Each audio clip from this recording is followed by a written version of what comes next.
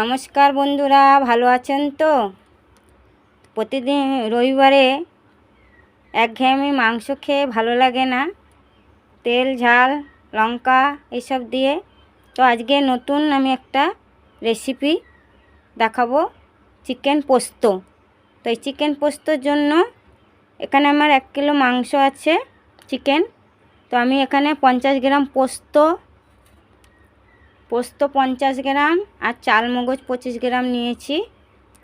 সাথে আছে রসুন, আদা, কাঁচা লঙ্কা দিয়ে আমি পোস্ত বানাবো। আছে পেঁয়াজ, আমি এখানে 250 গ্রাম পেঁয়াজ নিয়েছি। আর সাথে আছে আলু ভাজা আর বেগুন ভাজা।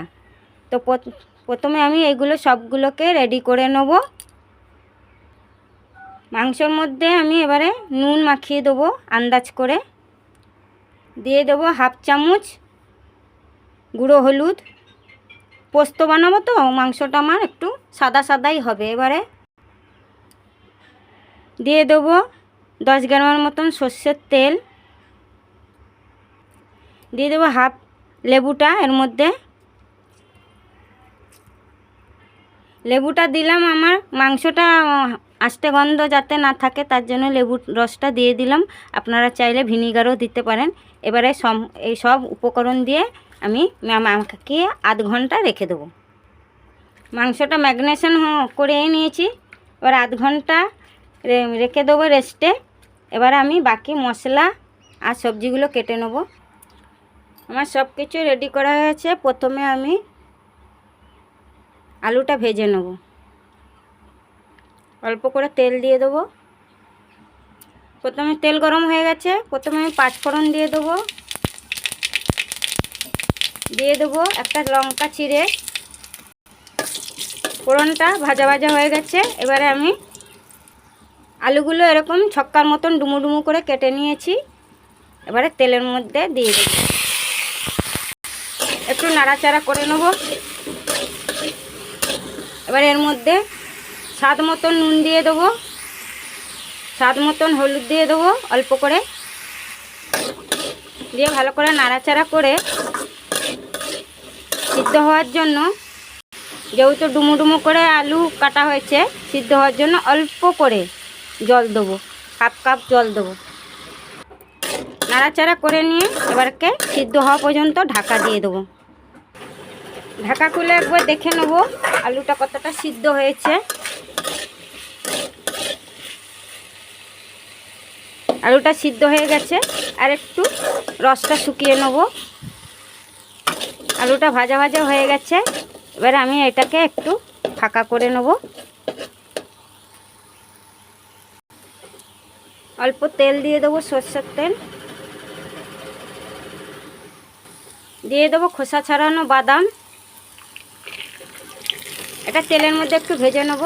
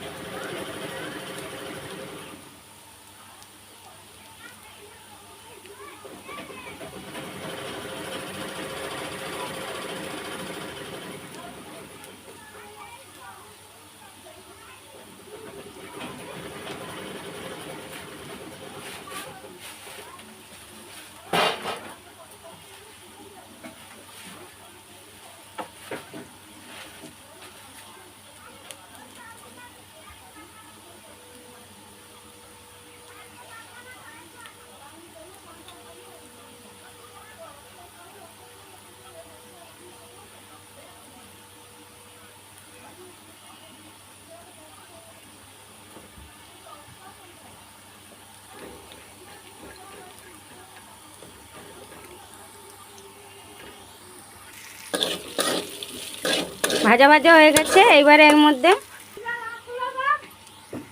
1 চামচ পোস্ত দিয়ে দেবো।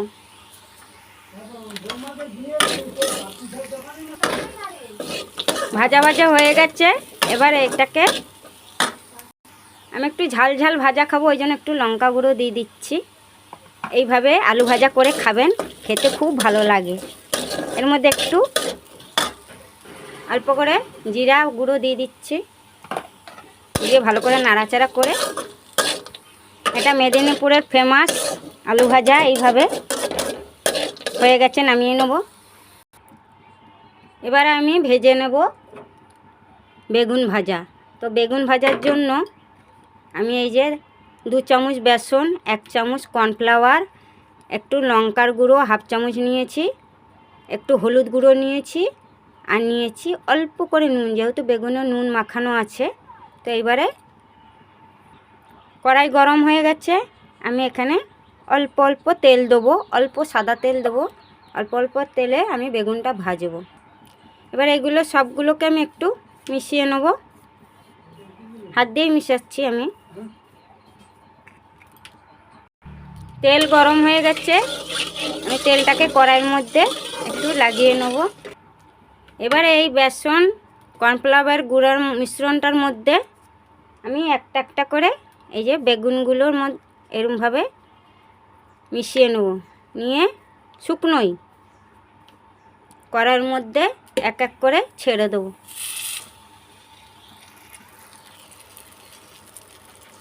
আমি আমার প্রয়োজন মতন নিয়েছি। এবার এইগুলোকে আমি হালকা হালকা আগুনে ভাজতে দেবো। এক পিঠ হয়ে গেছে, এবার এটাকে আমি উল্টে দেবো।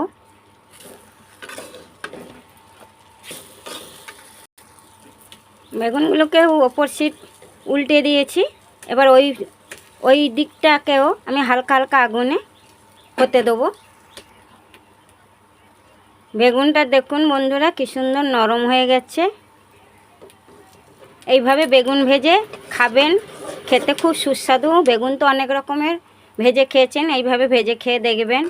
আর হ্যাঁ, বলতে ভুলে গেছি বন্ধুরা, আমার চ্যানেলটিকে সাবস্ক্রাইব করবেন আর পাশে থাকা বেলটাকে একটু ক্লিক করে দেবেন। বেগুনগুলো আমি আরেকটু এই পাশে ঘুরিয়ে দিচ্ছি, উল্টে দেব। এরকম লালচে লালচে করে ভাজবেন। গরম গরম বেগুন ভাজা দিয়ে এইভাবে ভাত খাওয়া হয়ে যাবে। দেখছেন কত খড়খড়ে আওয়াজ হচ্ছে, বেশ মচমচেও হচ্ছে, গরম গরম খাবেন। এবারে এটাকে আমি নামিয়ে দেবো, হয়ে গেছে। বেগুন ভাজা হয়ে গেছে আমার অল্প তেলে, শুকনো ব্যাটারের মধ্যে। দেখুন কত সুন্দর হয়েছে। কড়াই গরম হয়ে গেছে, কড়াইটা বসিয়ে দিয়েছি। এবারে আমি চিকেন পোস্ত করব সাদা তেলে। তো এবার কড়াইতে আমি সাদা তেল দিয়ে দেবো প্রয়োজন মতন। অল্প তেল অল্প মশলায় আমি চিকেন পোস্ত করব। তেলটা গরম হতে সময় দেবো। তেল গরম হয়ে গেছে, এই তেলের মধ্যে আমি 3টে গোটা শুকনো লঙ্কা দিয়ে দেবো। এর মধ্যে 1/2 চামচ জিরে, 2টো লবঙ্গ, 6-7টা এলাচ ফাটিয়ে নিয়েছি, আর দারচিনি 1/2 ইঞ্চির মতন করে 7-8টা নিয়ে নিয়েছি। এবার এর মধ্যে ফোড়নে দিয়ে দেবো ফোড়নটা, আর 3টে তেজপাতা দিয়ে দেবো। দিয়ে ফোড়নটা পুড়ে গেছে, ভাজা ভাজা হয়ে গেছে। এবার এর মধ্যে পেঁয়াজগুলো দেখুন আমি 8 টুকরা করে নিয়েছি, ডুমো ডুমো করে। তো এর মধ্যে দিয়ে দেবো, দিয়ে নাড়াচাড়া করে আমি এটাকে হালকা ব্রাউন কালার লালচে মতন করে ভেজে নেব। হালকা ব্রাউন কালার ভাজা ভাজা হয়ে গেছে। যেহেতু পোস্ত, আমি বেশি পেঁয়াজটাকে লাল করে ভাজবো না। এবারে এর মধ্যে 2 চামচ রসুন বাটা দিয়ে দেবো, দিয়ে ভালো করে কাঁচা গন্ধটা যাওয়া পর্যন্ত ভেজে নেব। পেঁয়াজ রসুনটা ভালো করে ভাজা ভাজা হয়ে গেছে, কাঁচা গন্ধ চলে গেছে। এবার এর মধ্যে 10টা কাঁচা লঙ্কা বাটা এর মধ্যে দিয়ে দেবো, আর একটু ভাজা ভাজা করে নেব অল্প। এবার দিয়ে দেবো 3 চামচের মতন আদা বাটা, দিয়ে হালকা নেড়ে ছেড়ে নেব। আদাটা আমার কষা হয়ে গেছে। এবারে আমি এই যে মাংসর মধ্যে নুন, হলুদ, লেবুর রস আর সর্ষের তেল মাখিয়ে রেখেছি, এবার এর মধ্যে দিয়ে দেবো।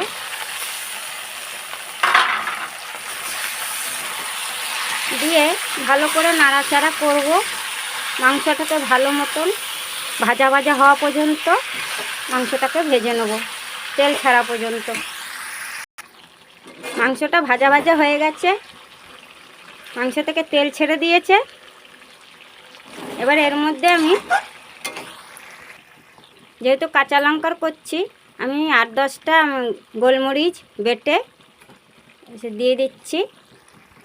এবারে দিয়ে দেবো 50 গ্রাম পোস্ত, 25 গ্রাম চালমগজ বেটে রেখেছিলাম, এর মধ্যে দিয়ে দেবো। এবারে নাড়াচাড়া করে ভালো করে পোস্তর গন্ধটা যাওয়া পর্যন্ত কষিয়ে নেব।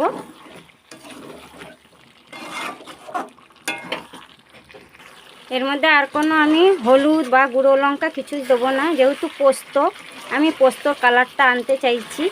মাংসের মধ্যে যে অল্প হলুদ মাখিয়ে দিয়েছিলাম, তো ওই হলুদটার বাসন্তী বাসন্তী কালারের মতন থাকবে। আপনারা চাইলে কালারও করতে পারেন।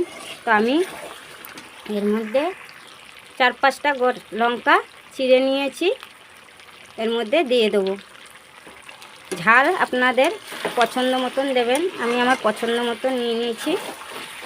আর একটু কষে নেব। মাংসটা কষা হয়ে গেছে আমার পোস্ত দিয়ে। এবারে এর মধ্যে আমি এই যে জল গরম করে রেখেছি, মশলা জল, শিল ধোয়া মশলা জল, এবার এর মধ্যে দিয়ে দেবো। মাখো মাখো হবে, তাই জন্য আমি আন্দাজ করে জল দিয়েছি। এবার নাড়াচাড়া করে হওয়া পর্যন্ত অপেক্ষা করব। নুন তো মাংসের মধ্যে মাখানো ছিল, তো একটু কম লাগলো, চেখে দেখলাম, তো আরেকটু নুন দিয়ে দেবো। আপনারা সরি মনে কিছু করবেন না, আন্দাজ করে একটু নুন দিয়ে দিলাম। নাড়াচাড়া করে আর একটু হতে দেবো।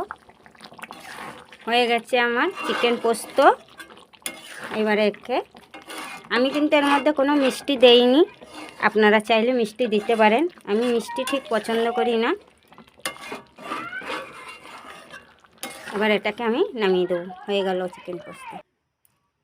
হয়ে গেছে আমার বেগুন ভাজা, আলু ভাজা আর চিকেন পোস্ত। বন্ধুরা, আপনারা বাড়িতে এইভাবে বানিয়ে খেয়ে দেখবেন, খুব ভালো, খুব সুস্বাদু দুপুরের খাওয়া, ভাতের সাথে খুব ভালো লাগবে। আর সাথে একটু স্যালাড করে নেবেন। ভালো লাগলে একটা লাইক দেবেন। ভালো থাকবেন, সুস্থ থাকবেন, আনন্দ থাকবেন। রাধে রাধে বন্ধুরা, ধন্যবাদ।